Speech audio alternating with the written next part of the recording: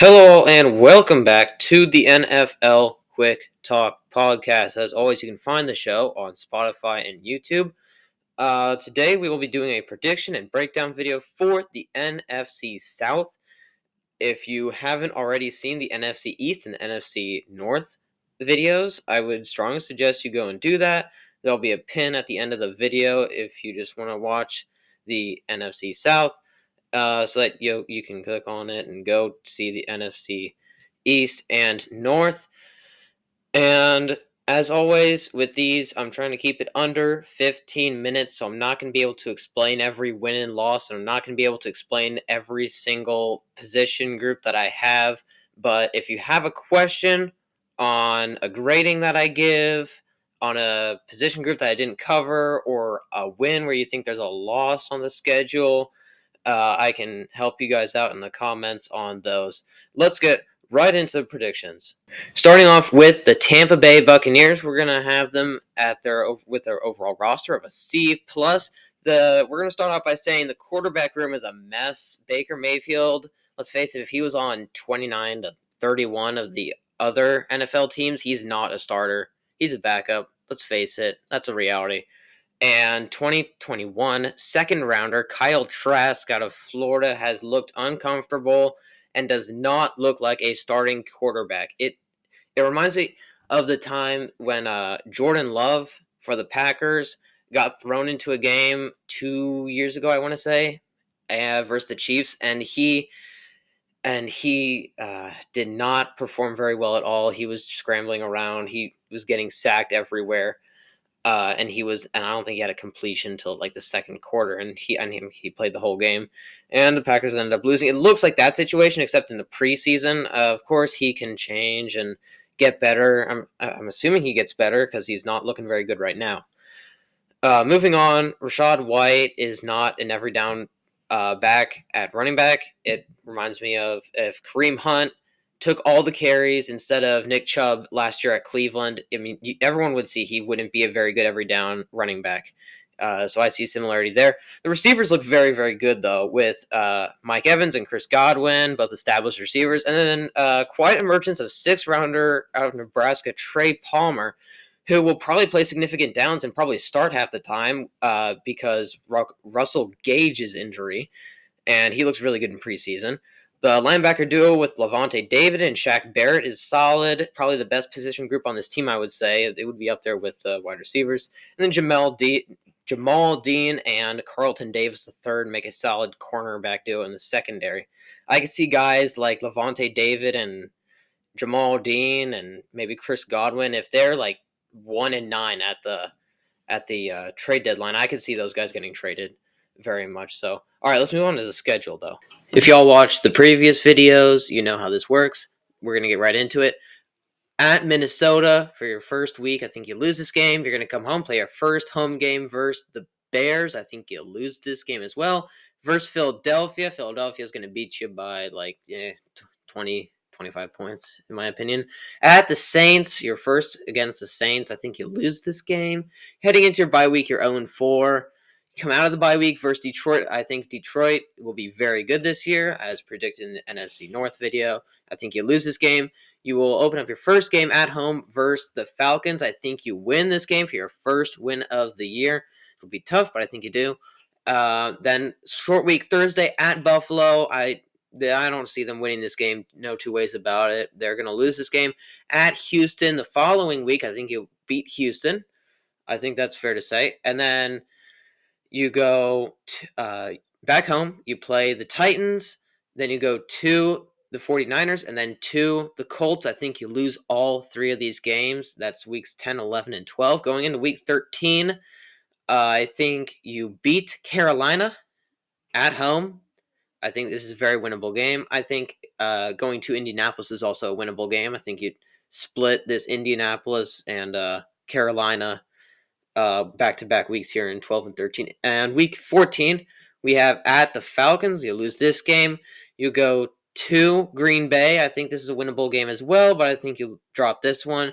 You come home to play the Jaguars. I think you lose. The Jaguars are going to be pretty good this year. You will play home. You will play host to New Orleans. I think New Orleans will also be quietly good. I think you'll lose this game. And then you'll finish out the season at the Panthers. I think you lose this game to finish the year 3-14. Definitely a rebuilding year. Moving on to the Carolina Panthers, I have their overall roster at a C plus. I think my suspicion with quarterback Bryce Young is that he will play a lot like Trevor Lawrence did in year one of his quarterback play in 2021, and Trevor Lawrence was really spotty. He had some flashes. You could tell that he's right there. He just needed a couple roster fixes, and that was it. And I think that's going to be a lot like the Panthers here. I think that their roster is really thin and won't be able to support Bryce Young in year one. But I expect them in year two to surround him with better pieces. I mean, their wide receiver room is not very talented. It's got a washed Adam Thielen as the number one, DJ Chark and Jonathan Mingo, and those players don't really cut it for me, to be honest with you. DJ Chark is actually, I think, an underrated player, but Adam Thielen and Jonathan Mingo, I just don't think that's the receiver room you want to develop your number one overall prospect. The O-line and D-line are both middle of the pack. They got guys there like Ike Ekwonu on the offensive line. But again, it's thin. Linebackers and secondary are both very weak. Kicking is going to be an issue. Eddie Pinero was bottom tier last year, and they did nothing to help him or replace him with. So overall, I think this Panthers roster is 1 year away from really getting some wins here. But this year, I think they're getting way overhyped by the national media. The national media's got them at like 7 to 9 wins, just because this division is weak. And as you'll see with the Falcons and Saints, I don't necessarily agree with that. But let's jump into the schedule here. All right, the Panthers schedule. In week 1, you will go to Atlanta. I think you'll lose this game. Versus New Orleans, the Saints on Monday night. I think you lose this game. At Seattle, going across like 7 different time zones. I think you lose this game. Coming home to play Minnesota, I think you'll lose this game as well. At Detroit and at Miami, you'll lose both of these. This schedule is really tough now that I'm looking at it out of the gate. And then you have your bye week. You're going to have some quarterback play troubles. You're going to have some troubles all over the place. But the bye week couldn't have come at a better time, in my opinion, here. You have some winnable games next. Coming off of the bye week, you play host to Houston. I think you lose this game, but this is very winnable. I can see them totally winning this game. And then next week versus Indianapolis, you pick up your first win of the season. At Chicago on a Thursday night, I think you lose this game just because it's on a short week. But again, I could see them winning. Then schedule picks up a little bit more, playing Dallas and Tennessee. I think you lose both these games. Then at Tampa, another game where I think they can win, but I don't see them winning here. I see them losing. Versus Atlanta. Did I skip? I think I skipped one. Yes. Week 14 at the Saints. I think you lose this game as well. You play host to the Falcons. I think you win here. Then you pick up another win in week 16 versus the Packers. You go to Jacksonville. I think you lose this game. But you finish out the last 4 weeks 3-1 by beating the Tampa Bay Buccaneers at home to finish 4-13. All right, we're going to move on to the Atlanta Falcons. I think their roster is at a B tier. And we're going to start off by saying that the running back room itself is elite. It has elite depth within that running back room. It just doesn't have really an elite player yet. Bijan Robinson, one of the most talented players to come out of the draft since Saquon Barkley. You have Tyler Algier, who ran for over 1,000 yards last season, quietly too. No one talks about the dude. And he rushed for as many yards as players like Najee Harris. And you have Cordeline Patterson, who is also very good, underused, but good in third down situations coming out of the backfield. Great dreads. But you see, they don't have that player yet, but I think Bijan Robinson will turn into that player. They just got too many good running backs on this roster for him to really come out and have the great stats. Young pass catchers like Drake London and Kyle Pitts, who were both elite in college, have yet to really prove that they're elite in the NFL. But hopefully, with a consistent passer like Drake London, Marcus Mariota last year wasn't the best passer at all, and hopefully they get a couple more targets, and they can really emerge as budding stars this season with Desmond Ridder as their passer. The D is under par, but they took steps to address it with the signing of players like Jessie Bates and Calais Campbell, who are both very good up in the AFC North with their respective teams. Moving on to the Falcons schedule. In week 1, you play versus Carolina. I think you win this game. You stay at home versus Green Bay. I think you lose here. At Detroit, you win. Versus Jacksonville in London, I think you lose. Versus Houston, I think you win here. Versus Washington in week 6, I think you lose this game. At Tampa, I think this is a back and forth game, but you end up losing this game in Tampa Bay.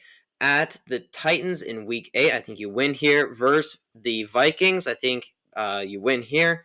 And then at Arizona, you could definitely win, but I think you'll lose here. Going into the bye week 5-5, coming out of the bye week, you have the Saints at home. I think you lose this game. At the Jets, I think you lose this game as well. Versus Tampa Bay, I think you win here. At Carolina, I think you lose here, splitting the series. Versus the Colts, at the Bears, and at the Saints. I think you win all 3 of these to finish 9-8. Moving on to the Saints, I have their roster at a B. I think running back, aside from the 3 weeks where Alvin Kamara will be gone, I think that Alvin Kamara and the rest of the running backs will take a huge step up from last year.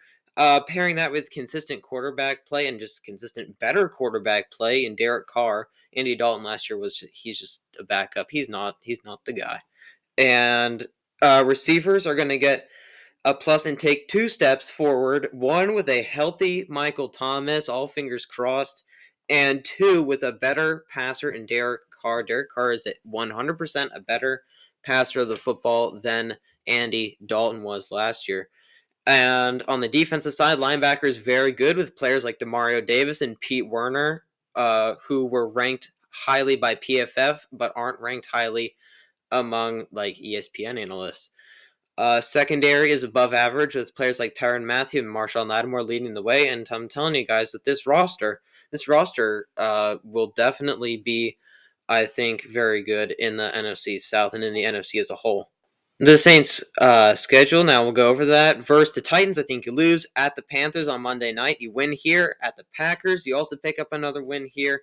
Versus the Buccaneers, at the Patriots, at the Texans, all wins Thursday night. Versus Jacksonville, week 7, I think you lose here. At the Colts, I think you win here. Versus the Bears, I think you win as well. And then at the Vikings, I think you lose this game going into the bye week 7-3. Coming out of the bye week at the Falcons, I think that's a W. Versus the Lions, I think that's a loss. The Lions are going to be very good. Versus the Panthers, I think this is a win. Versus the Giants, I think this is a loss, but they could definitely win. The Giants are a lesser team, not by much, but definitely by some margin. In week 16, they'll go to the Rams on Thursday night. I think you win. The Rams roster is atrocious. At the Bucks, I think you also win, and then to finish the season, you lose to the Falcons, finishing 11-6. And I mean, guys, come on, look at this schedule. This schedule is a cakewalk compared to other teams like in the AFC. I mean, they can totally be 7-3 by the bye week, and they can totally have double-digit wins. There you have it. In 4th place, we have the Bucks, 3-14. 3rd place, Panthers, 4-13. Falcons taking home 2nd, 9-8, and the Saints with 11-6. I think they win the division here. Thank you guys so much for watching. I really like the turnout that we've been getting on these videos. Please subscribe. It's awesome when we see new subscribers. And I'll see you guys for the NFC West video. Till then, I'll see you later.